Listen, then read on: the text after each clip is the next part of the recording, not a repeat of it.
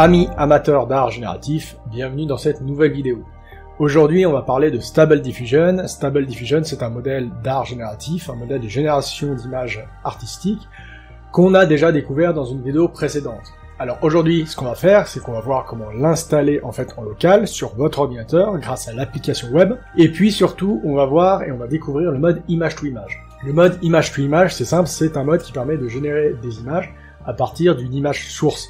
Et en fait, les images qui vont être générées vont ressembler plus ou moins à cette image d'initialisation. Et puis on va voir les différents paramètres, on va voir à quoi ils servent et on va voir l'impact qu'ils ont en fait sur les images générées. Et puis dans un deuxième temps, on va prendre en fait des vidéos, on va extraire toutes les images de ces vidéos et puis on va les passer dans Stable Diffusion. On va utiliser chacune de ces images comme l'initialisation du processus de génération avec Stable Diffusion.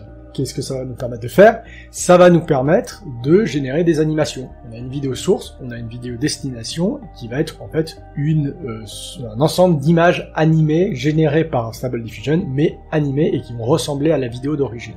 On va voir de nouveau les différents paramètres, voir comment avoir une vidéo qui ressemble un maximum à la vidéo source, tout en ayant un style qui va correspondre au style qu'on a envie de lui donner.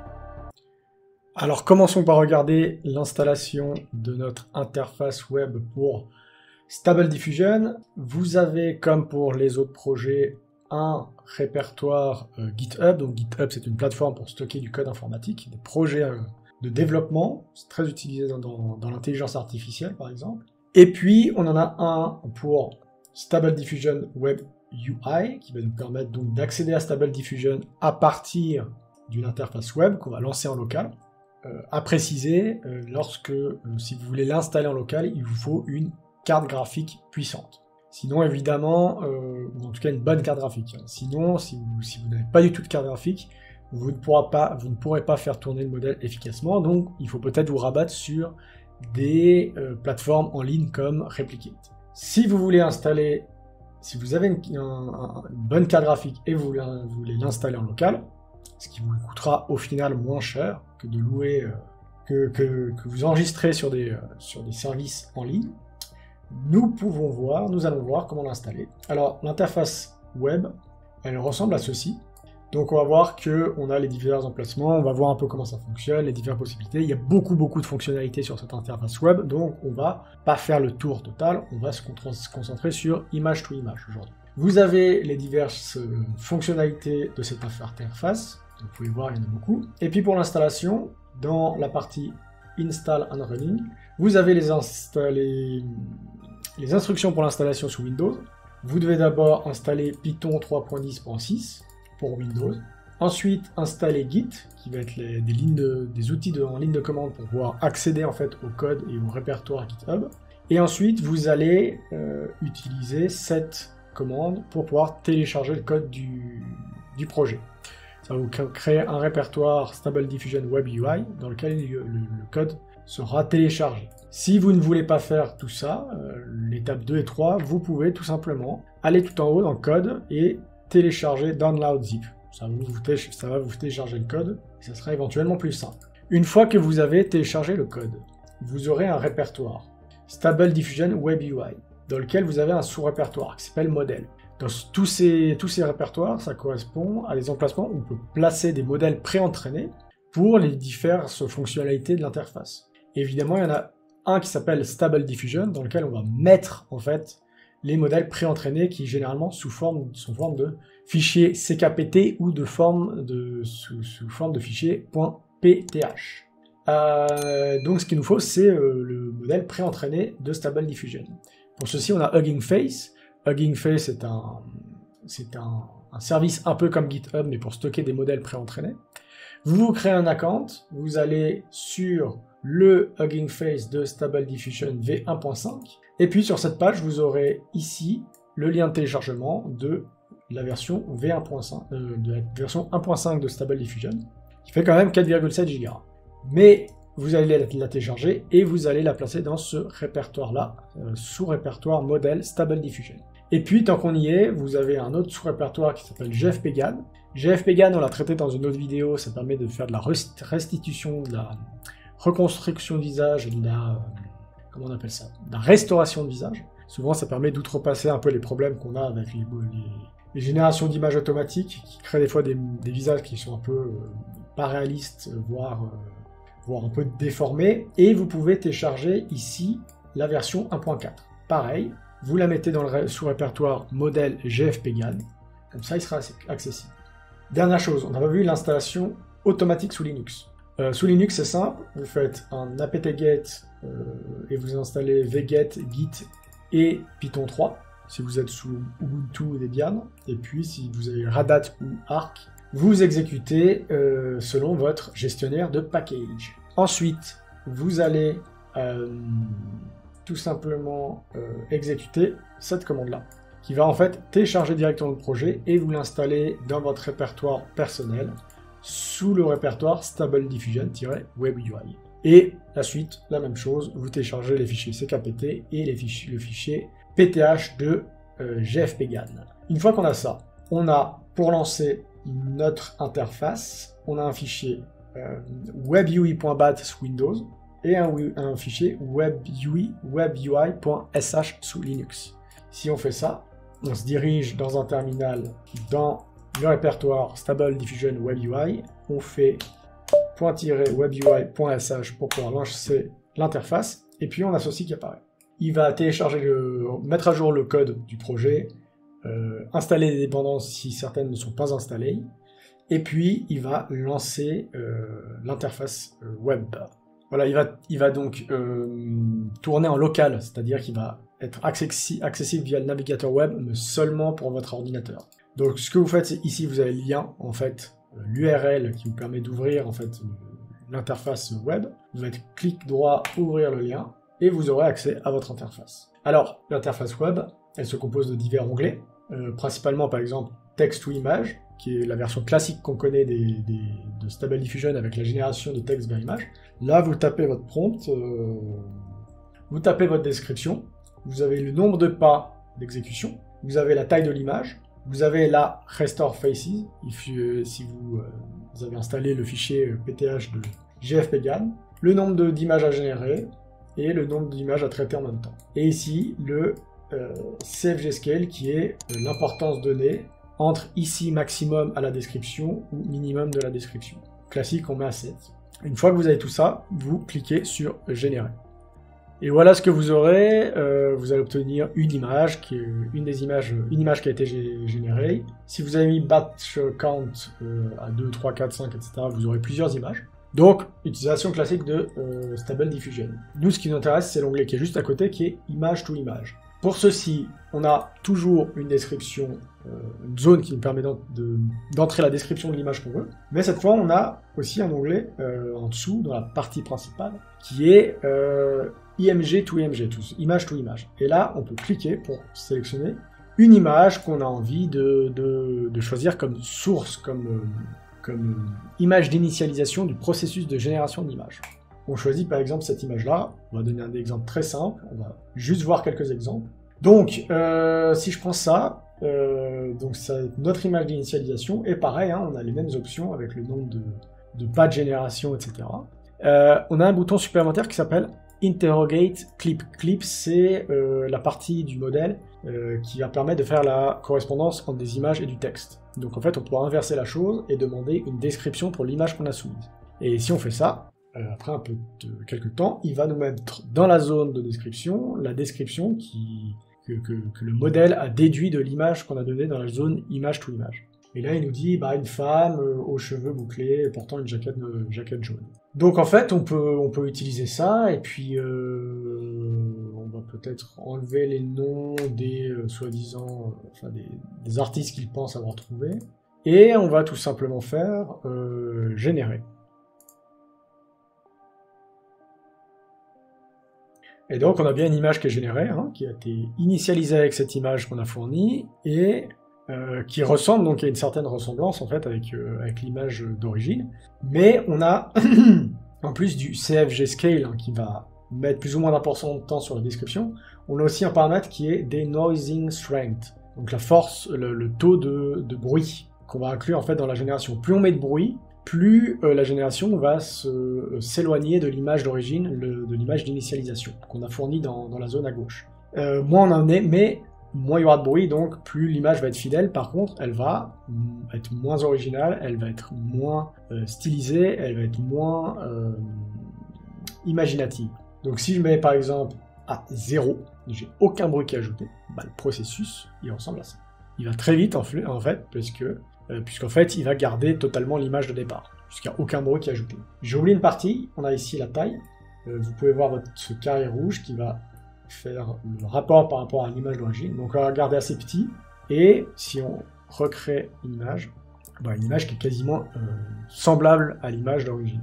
Ce qu'on fait si on met 0,5, on recrée l'image, bah, on a une image qui a la même configuration que l'image d'origine, par contre, qui est une image qui est générée par Stable Diffusion, donc qui est différente de l'image d'origine, mais qui a quand même la même structure.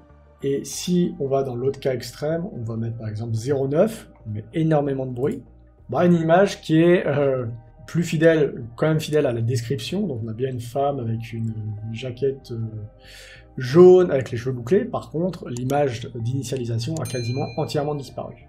Par contre, ce qu'on peut faire, c'est qu'on peut imaginer aussi vouloir quelque chose de plus fidèle, donc on met un niveau de bruit à 0,3. Par contre, on intensifie l'importance de la description.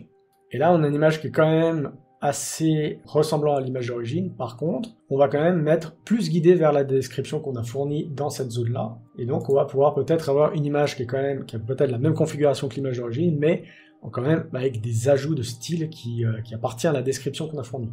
Maintenant, ce qu'on peut faire aussi, c'est, là, on a une description qui correspond à la description de l'image. Donc peut-être si on rajoute quelque chose d'autre, si on met une description différente, pour essayer d'avoir la même configuration de l'image d'origine, mais avec un style totalement différent. Donc ce qu'on va faire, c'est, on dit, on veut pas une femme avec les cheveux bouclés, on veut un robot féminin avec des cheveux bouclés faits de câbles de fibre optique et d'une jaquette métallique, bleue cette fois. Et puis on va enlever la partie sur le t-shirt. Et par contre, on va aller chercher sur internet un peu des artistes qu'on aime bien.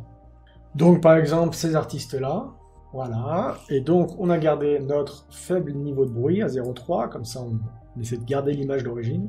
Et par contre, on veut une forte direction vers la description la nouvelle description qu'on a fournie. Et on essaye. Alors, on peut voir qu'on a du coup bien une image qui garde la même configuration, on a vraiment la femme dans la même position, même type, même position sur l'image, et puis un fond qui est ressemblant. Par contre, on a bien le style qui a été appliqué. Sauf, peut-être, on voit la jaquette bleue. Par contre, elle est un poil métallique. Par contre, on a un robot féminin avec des cheveux un peu bizarres qui pourraient être interprétés comme des fibres optiques. Si on met juste Blue Jacket, ouais, non. Donc on peut jouer un peu avec la description, etc. Mais on peut voir comment on peut essayer d'imposer une image de base parce qu'on a envie de diriger, on a envie d'avoir une image vraiment qu'on a envie de spécifier, mais avec un nouveau style qu'on fournit dans la description. On peut voir qu'on peut faire ça en manipulant en fait ces deux paramètres. Alors ce que je vais vous montrer, c'est les tests que j'ai fait en jouant avec ces deux paramètres dans une espèce de matrice d'image. Alors voilà ce qu'on a, sur les colonnes on a le niveau de bruit injecté, du plus faible au plus haut, et puis sur les lignes on a le niveau de Save G-Scale, donc le niveau d'importance de la description fournie. Mais on voit que, effectivement, quand on a un niveau de bruit qui est de 0,5, tout à gauche, on a l'image d'origine, et puis plus on se dirige vers un niveau de bruit important, plus l'image d'origine est éliminer en fait du processus de génération, et on va se diriger vers quelque chose qui est uniquement guidé par la description. Et au niveau des lignes, on peut voir que on a quelque chose qui est effectivement de plus en plus guidé par la description. Et par contre, là, un point assez intéressant, c'est effectivement quand on est à moitié du bruit, on peut voir que sur la ligne tout en haut, même quand on est à la moitié du bruit, on a une image qui est très très ressemblante, exactement du même style que l'image d'origine.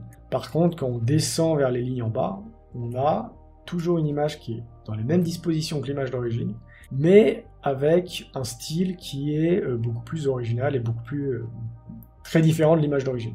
Donc pouvoir avoir une image du même type, mais avec un style qui est spécifié dans la description. Et je trouve que Celle du bas, par exemple, enfin les images du bas avec un niveau de bruit à peu près 0,4-0,5, et ben c'est un bon compromis entre garder ce qu'il y a dans l'image d'origine et imposer un nouveau style. Donc pour voir ce qui est bien, c'est avoir un niveau de bruit autour de 0,4-0,5, mais pousser vraiment plus à fond le niveau de direction et d'importance en fait de la description fournie. Et on peut voir qu'on a des images très très belles, même avec un niveau de bruit supérieur, hein, on peut voir les images tout en bas, hein, de la ligne tout en bas, avec un niveau de bruit 0,6, 0,7, 0,8, des images magnifiques, vraiment vraiment magnifiques. Maintenant on va regarder comment faire une vidéo. Là ce qui est intéressant c'est de se dire, je vais extraire toutes les images d'une vidéo, et à partir de là, je vais appliquer en fait ce processus qu'on vient de faire, toutes les images d'une vidéo, et puis on va les regrouper pour former une nouvelle vidéo qui va être une vidéo d'animation. Et pour ceci, vous avez, au lieu de image to image, vous avez un onglet qui est batch image to image. Voilà, pour faire ça, la première chose qu'on doit faire, c'est extraire toutes les images d'une vidéo. Pour ceci, on va utiliser FFmpeg. Alors moi, ce que j'ai fait, c'est que j'ai créé un répertoire dans lequel j'ai mis une vidéo, qui est la vidéo qu'on va utiliser pour nos comparaisons, nos tests, qui est celle-ci. Ça va nous permettre de voir l'effet sur les visages, sur le fond, sur les mouvements.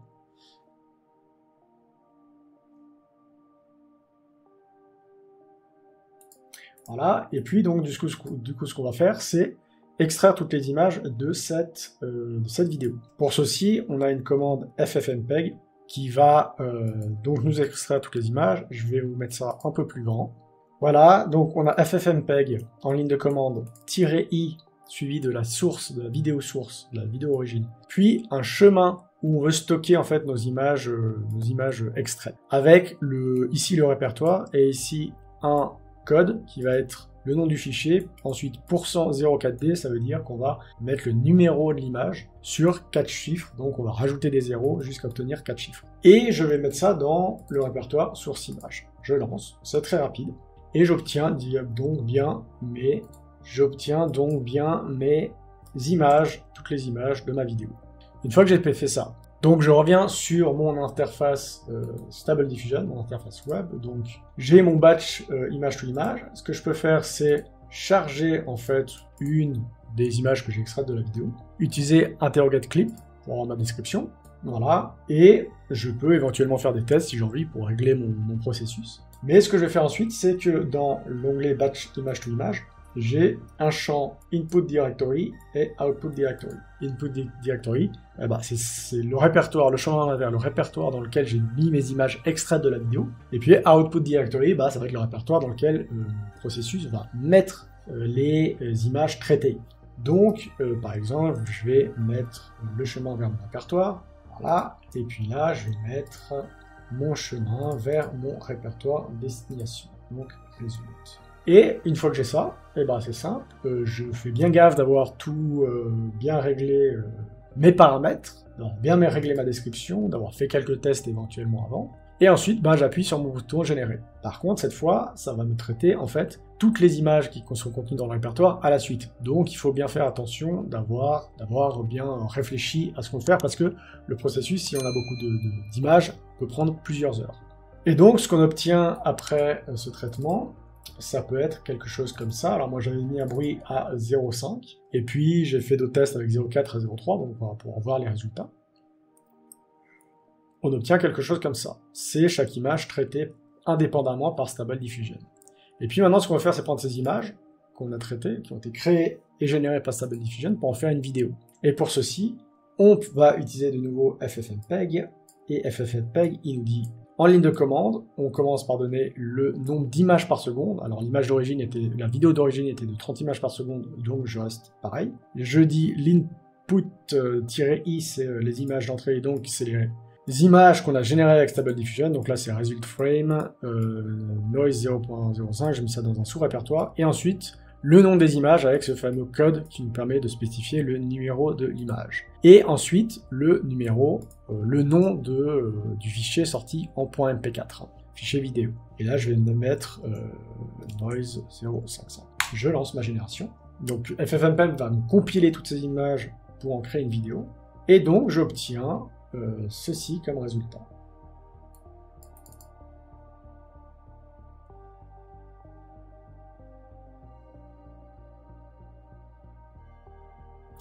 On peut voir que dans les images de fin, vraiment, le visage devient très très différent, les fonds changent, le visage reste, hein, j'avais activé la restauration de visage. Mais vraiment, sur les dernières images, on voit que le modèle crée des images très différentes qui donnent une impression assez dérangeante. Ce que je peux faire, c'est vous montrer également les différents tests que j'ai effectués. Donc j'ai pris cette vidéo, j'ai testé avec un bruit à 0.5, à 0.3, à 0.4, et puis j'ai mis ça à côté de ma vidéo d'origine pour voir en fait ce que ça donne. Et ça nous donne ceci.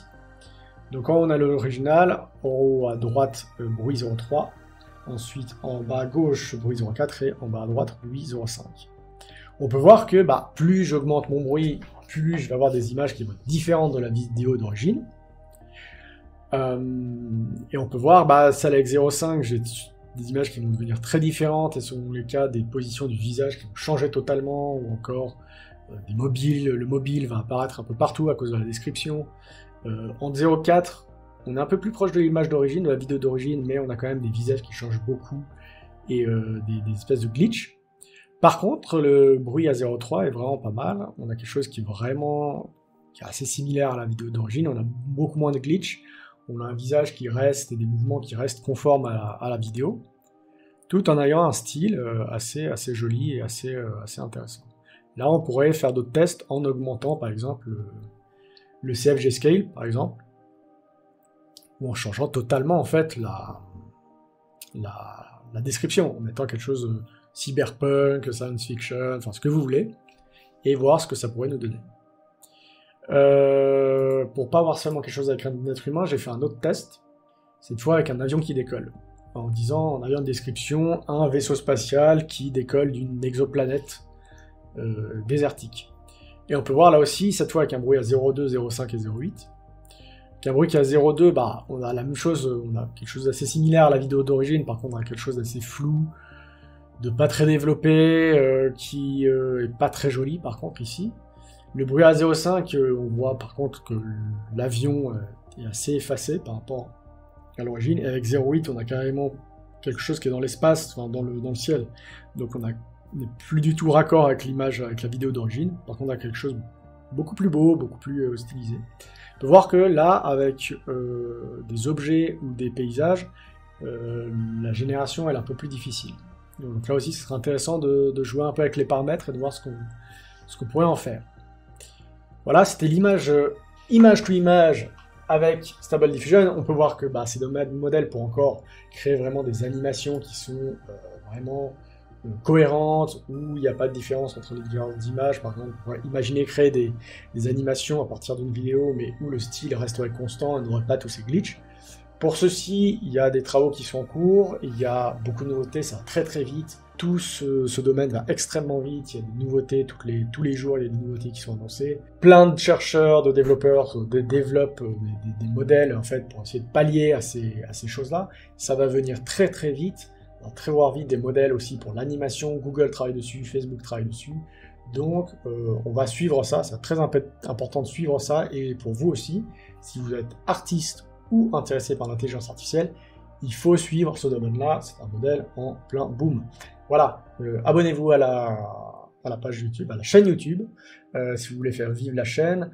N'hésitez pas à aimer cette vidéo pour encourager l'algorithme à diffuser cette vidéo dans les recommandations, hein, vous savez comment ça fonctionne.